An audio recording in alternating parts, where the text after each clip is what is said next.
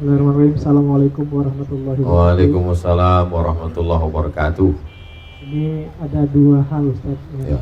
mau kita tanya. Pertama, saya kemarin update status di Facebook Ustaz. Ada yang komentar, Edwin, kalau seandainya bisa lihat dulu orang sekeliling sebelum pergi umroh dan segala macam. Memang jadi pikiran bagi saya Ustaz, karena ketika pulang dari tempat ini rasa-rasanya kepercayaan diri ini meningkat gitu Ustaz. Rasa kita tuh lebih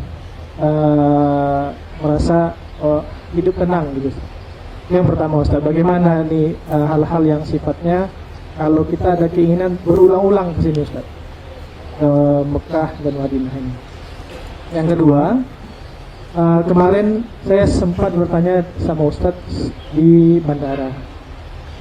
Di dalam pemikiran kita kan kita selalu ingin mendapat hal yang baik dari Allah, terutama pahala Ustadz. Apakah hal yang seperti itu, ada perhitungan-perhitungan itu salah atau tidak Ustadz? Atau bagaimana menempatkan perasaan itu Ustadz di kita? Terima kasih. Assalamualaikum warahmatullahi wabarakatuh. Waalaikumsalam warahmatullahi wabarakatuh. Pak Edwin, beliau Senator Riau, anggota DPD RI dari Riau. Mudah-mudahan beliau istiqomah. Yang pertama, kalau kita pulang dari umroh ini iman nih rasanya full, penuh, tapi nanti udah agak-agak lama jadi lowbat, jadi mati. Boleh nggak kami ngecasnya terus kemari Ustadz, setahun sekali? Nabi SAW umroh tahun ke-6. Setelah 6 tahun pindah dari Makkah ke Madinah, nggak pernah pulang ke Makkah. Tahun ke-6, sahabat mimpi, ya Rasulullah, kami mimpi, dalam mimpi itu kami lihat, kami tawaf, kami sa'i, kami gundul rambut, ada yang potong pendek, ada yang gundul semua. Kata Nabi, itu berarti kita pergi umroh. Mari kita pergi umroh. Tahun ke-6 umroh, tahun ke-7 umroh, tahun ke-8 umroh, tahun ke-10 umroh, yang sekaligus terakhir dengan haji wada. Itulah dalil umroh setahun sekali. Bagaimana dengan orang yang selalu pergi umroh? Mana dalilnya? Al-umratu ilal umrati kafaratul lima bainahuma.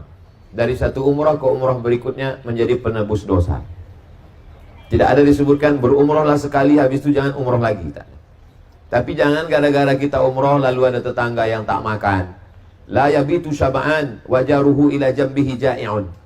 Jangan sampai kamu tidur lelap, tetanggamu tak makan. Saya tetap berangkat umroh, tapi saya tetap menyantuni anak yatim, fakir miskin.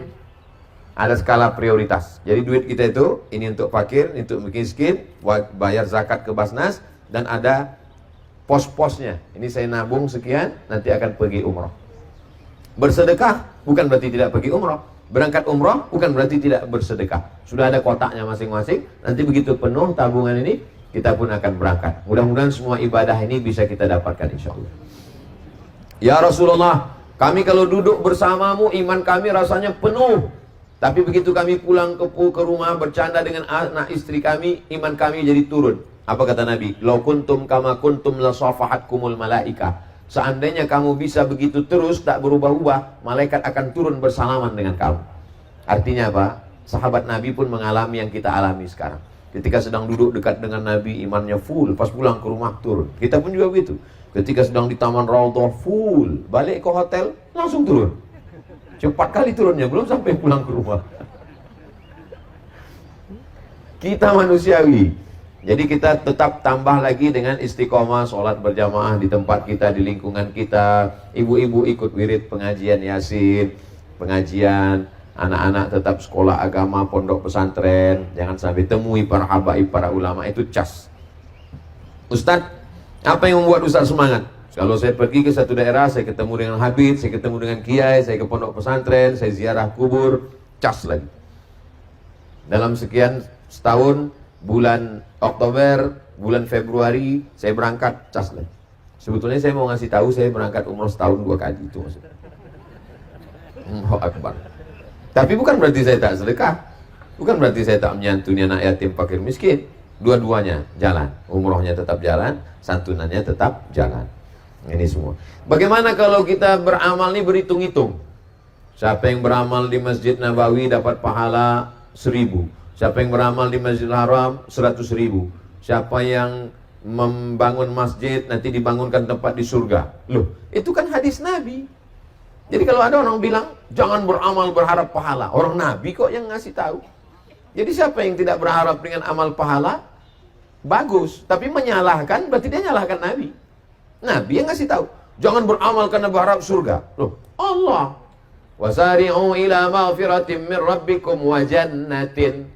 Bersegeralah kamu beramal untuk ampunan dan dapat surga. Nabi yang ngasih tahu, idza sa'altumullaha fas'aluhul firdaus. Kalau kamu minta sama Allah, mintalah surga Jannatul Firdaus. Jadi perbuatan itu tidak salah. Aku beramal karena bukan mengharap surgamu, dan aku tidak takut pada nerakamu. Yang kuinginkan hanya cintamu. Itu syair, guys. Itu bukan syariat. Itu syair dari Rabi'ah Al-Adawiyah. Kata dia, aku beramal bukan karena takut nerakamu, bukan pula karena inginkan surgamu, tapi aku ingin mendapatkan cintamu. Tapi standar dalam Islam ini adalah syariat, adalah agama. Nabi SAW mengajarkan itu. Man sholat subha fi jama'atin, siapa yang sholat subuh berjamaah, summa qa'ada yadhkurullah, duduk berzikir mengingat Allah, hatta tatlu asyamsu, sampai terbit matahari, summa yusalli rak'ataini, salat sunat 2 rakaat, kanat lahu ka'ajri hajjatin wa umrah, dapat pahala seperti haji dan umrah. Man bana masjidan, siapa yang bangun masjid, banallah mithlahu baitan fil jannah, dibangunkan Allah untuknya satu tempat dalam surga. Setiap amal itu ada balasan pahala-pahalanya. Maka perbuatan kita untuk minta balasan pahala itu tidak salah, karena itu adalah diajarkan oleh Nabi dan diperintahkan oleh Allah Subhanahu wa ta'ala. Tapi puncak dari segalanya yang kita minta itu adalah ridha Allah. Apa kata Syekh Muhammad Mutawalli Asy-Sya'rawi? Kalau beramal mau minta pahala, dapat pahala. Tapi kalau mau beramal minta ridha, maka semuanya akan diberikan Allah Subhanahu wa ta'ala. Wala saufa yu'tika rabbuka fatarda. Kalau kau ridha, semua diberikan Allah Subhanahu wa ta'ala padamu. Orang yang minta surga belum tentu dapat ridho, tapi orang dapat ridho pasti dapat surga. Maka yang kita minta, Allahumma inna nas'aluka ridhaka. Nanti dari rukun Yamani sampai ke Hajar Aswad, Rabbana atina fid dunya hasanah wa fil akhirati hasanah wa qina azabannar wa adkhilnal jannata ma'al abrar ya aziz ya ghaffar. Allahumma inna nas'aluka ridhaka wal jannah. Orang yang masuk surga ditanya sama Allah, wahai penghuni surga, madza turidun? Kamu mau apa? Penghuni surga menjawab, ridhaka. Kami sudah dapat semua surga, tapi semua ada satu yang kami belum dapat, ya Allah. Apa itu? Ridhaka, ridha. Makanya pagi tadi kita katakan, raditu billahi rabba, wa bil islami dina, wa bi Muhammadin nabiyya wa rasulah, wa bil Qur'ani imama. La yudkhilal jannata ahadakum amaluhu. Kamu masuk surga bukan karena amalmu, bukan karena sholatmu, bukan karena zikirmu, bukan karena puasamu. Wala anta ya Rasulullah, engkau pun masuk surga bukan karena amalmu. Wala ana, aku pun masuk surga bukan karena amalku. Illa ayyataghammadani Allahu birahmatih. Aku masuk surga karena rahmat Allah Subhanahu wa ta'ala. Lalu untuk apa kita pergi umrah? Untuk apa kita ke masjid?